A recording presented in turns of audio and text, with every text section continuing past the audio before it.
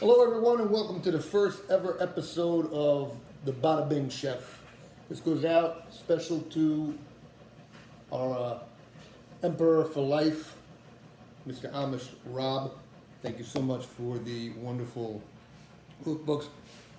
Worked hard today. Don't think I'm going to sit down and cram and read. I got a couple of nice steaks that I'm going to make tonight. Some mashed potatoes, simple dish, done right, good ingredients.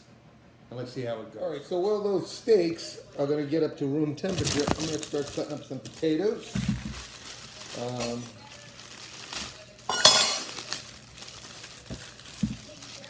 Basically going to try to get this screen a little bit better. Bear with me. All right, there we go, bright and shiny face. I need a couple of potatoes with me. Make sure you wash those potatoes off. Of course I'm going to wash those potatoes off. You don't want to get listeria. I don't want to eat no dirt. Love to have an audience. We have a live audience. There's a live audience. Peek out behind the potatoes. Hello, my potatoes. All right, steak is going to be really kind of simple. We're just going to take a cast iron pan, heat it up white hot, sear the steaks both sides, add some fresh rosemary, some garlic, cloves, and some butter, and then just sort of spoon that over them as you flip them. And then we do a reduction with the fond, which is the stuff that's left over, and add a little bit of some really good balsamic vinegar, the thick kind, that we get at a little specialty shop in San Clemente. Just reduce that a little bit, spoon it over the top. So there's our steaks. What I'm going to do is I'm going to pat them with a paper towel to sort of get them a little drier, and a little salt, pepper, and throw them on the hot skillet. All right, so the water is boiling now. I'm going to put the potatoes in. You got to be careful because you don't want them splashing around. There we go. So I've got some fresh rosemary, some garlic cloves. I'm going to smash them up and use them in everything. So I'll prepare that. So in case you don't know how to do garlic, everybody does. You basically just take a couple of cloves and break it apart. Boom, boom, boom. And always the easiest way to do all of this is just to use the back edge of your knife and flat side. Boom, boom, boom.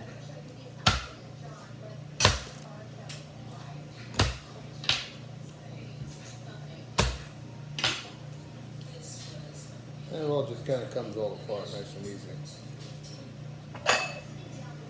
I throw things in ramekins when I have them ready for me. When I'm ready to put them in. Just something I've always done. Nothing like trying to search for something, doing something last minute while you're cooking, and it's you need something and it's not there, and then you got to do all of this before. It just ruins your flow. Best to do it ahead of time and have it all set up at your fingertips. All right, so it's steak time. Here's our steaks. Here's our pan. Let's make it happen. Okay, time for the meat. Where's the beef? That's a lovely sound. You know that you got it. Cooking rubber. There you go, in the cast iron. And this is always a big thing. When to flip. You let it sear, or do you flip and flip and flip and flip?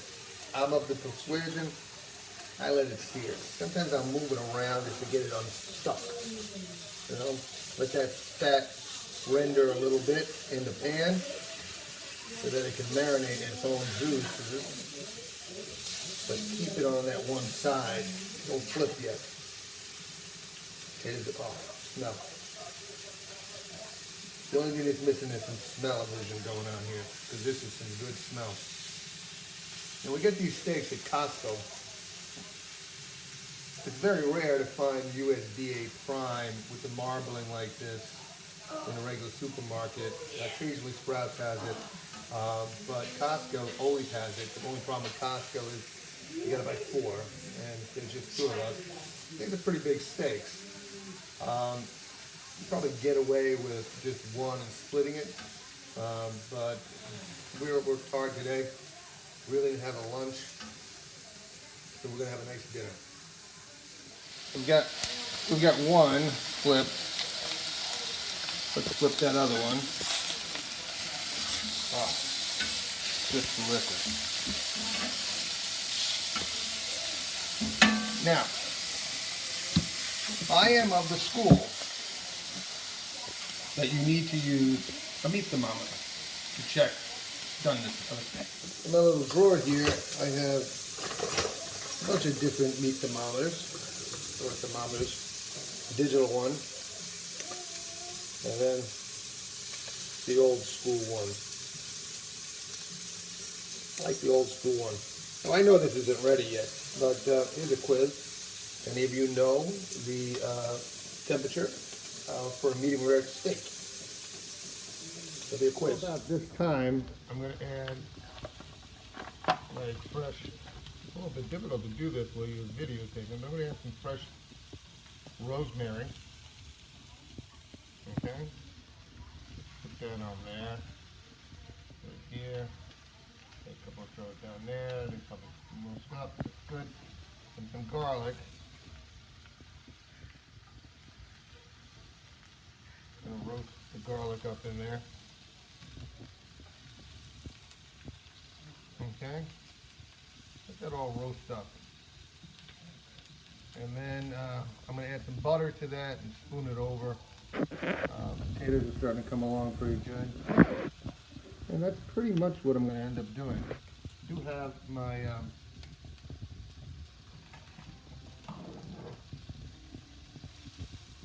really good traditional balsamic 18-year. All right, it's actually really delicious. It's super thick and reduced, Moderna quality. Again, that aroma of the garlic and the rosemary and the steak funk, just creating a great smell. These pieces of garlic are actually just sort of breaking up, which is really nice. All right, so now, what was that temperature for a medium rare steak? I like to go with, I think the USDA recommends it at 145. I like it at like about 135, about 10 degrees.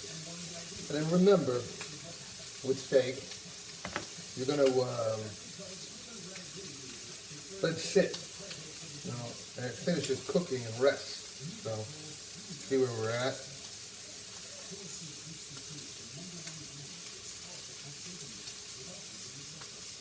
We're just about 110. We got a while to go. I really wish you could smell it. It's really quite delicious. So what I'm going to do is I'm going to take the potatoes, here,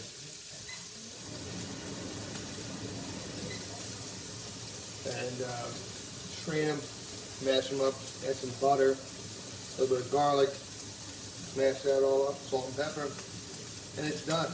It's a simple thing. Really doesn't take much to it. All right. Strain them out. Woo! Facial. vegetation. And we put that in there. Well, it's still hot. All right, there's some garlic. Potatoes, mashed potatoes. I like to use some of the pre-minced garlic. I know. Don't give me hell for it. But it mixes in nicely, and it's just enough strength to really do the job. All right, put some butter in there.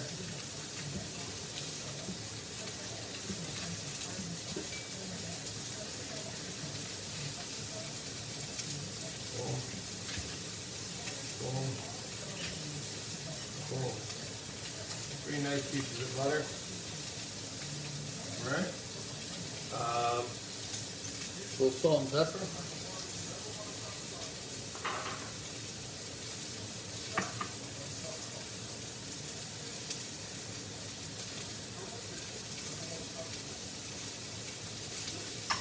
Okay. And then, something your grandmother probably used, one of these things.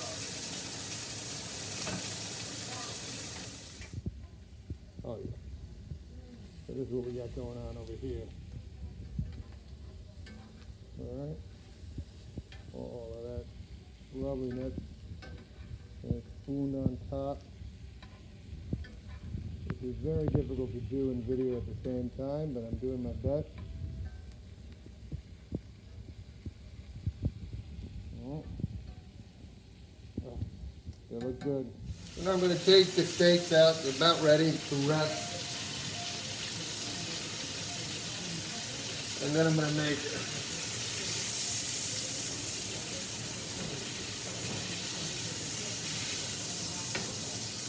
there you go. Steak resting. And what I've got left is the font, butter, the garlic, all that good stuff. And one of these lovely little scraper spatula things. All of that.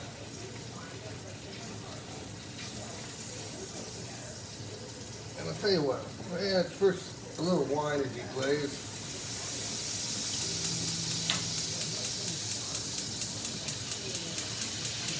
Alright, just to get some liquid in the pan.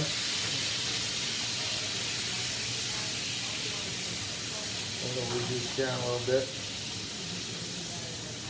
just to get all the good stuff off of there. Because if I use that balsamic, it's just way too thick, and it will not do what I need it to do.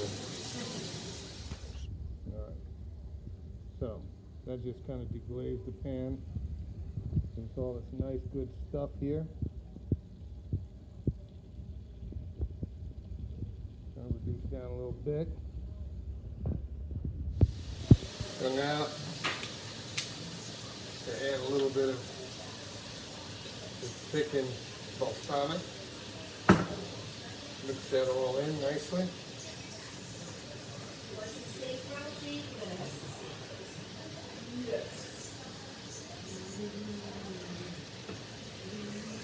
Oh yeah. Now that makes. Hold on, let's take a little taste. So good. Steak's been resting a little bit. Get a little rest. Yeah. Tired. Rested, tired. You're tired. The steaks are tired. You've been working. You have to rest.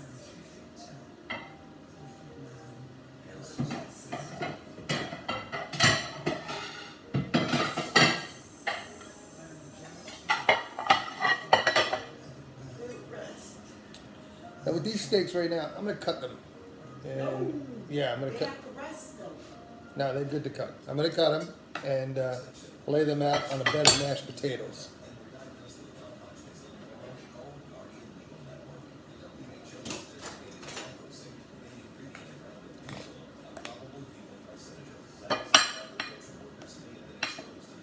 This way,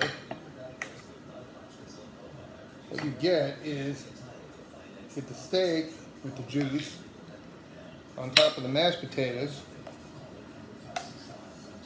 And then the sauce on top of that, just penetrate down into the mashed potatoes, which is very nice. Let's take a look at what the plate looks like. Well, that's wonderful. What do you think? I don't know yet. I don't know yet. It's What do you think? Delicious. Even though you cheated me on some rosemary. You gave me rosemary.